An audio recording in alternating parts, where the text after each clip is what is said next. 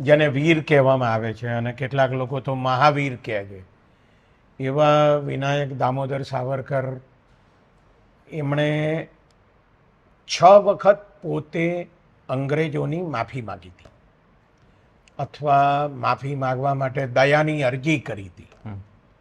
અને આ જે અરજીઓ કરી એ પછી એમના પત્ની યમુનાબાઈએ પણ એક અરજી કરી. એટલે કુલ 7 વખત અંગ્રેજોની જેલમાંથી છૂટવા માટે એમણે અરજીઓ કરી અને દયાની ભીખ માગી.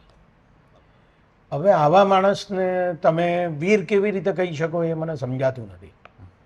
માત્ર એટલા માટે જ એમને વીર કહેવામાં આવે છે કે આટલા વર્ષ જેલમાં રહ્યા, આંદામાનની કાળા પાણીની સજા ભોગવી.